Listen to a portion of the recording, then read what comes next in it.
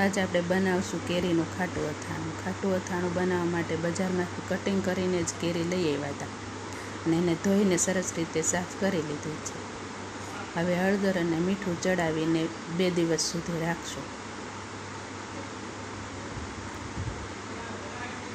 હળદર અને મીઠું ચડાવી પછી સરસ રીતે આવી રીતે હલાવી લેશું એટલે બધું હળદર મીઠું બધી કેરીમાં ભળી જાય અને વચ્ચે વચ્ચે 2-4 કલાકે આવી રીતે હલાવવાનું છે. હવે કેરી પલાળી તેને 2 દિવસ થઈ ગયા તો આપણે એને સૂકવી લેશું આવી રીતે સરસ રીતે 1 દિવસ માટે સુકાવા દેશું.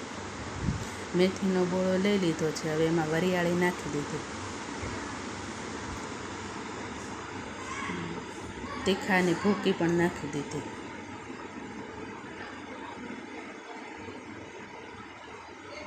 લવિંગ, બાદિયા, તીખા, એલચી, તેજપત્તા, લાલ મરચી જેવા બધા મસાલા નાખી દઈશું. હવે સ્વાદ પ્રમાણે મીઠું અને હળદર નાખી દઈશું. ગરમ કરેલું તેલ પણ એમાં નાખી દઈશું.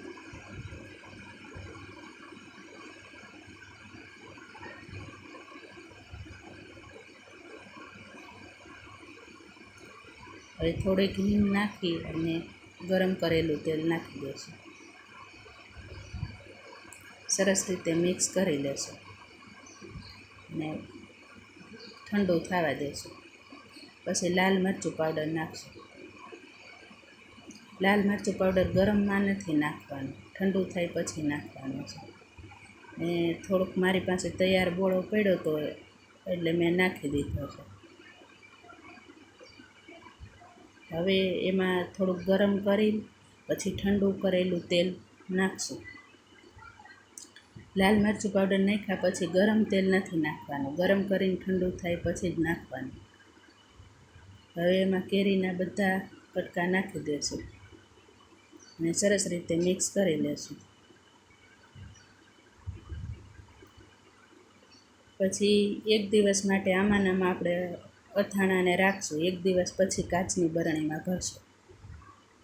આવી રીતે હલકા હલકા હાથે સરસ રીતે દબાવતું જવાનું અને ભરતું જવાનું. ને ઉપરથી ગરમ કરી અને ઠંડુ થવા દીધું હતું અને તેલ નાખશું અને તેલમાં ડૂબા જ આ કેરીનું અથાણું રાખવાનું એટલે 1 દિવસ સુધી સારું રહે, બગડે નહીં. તો તૈયાર છે.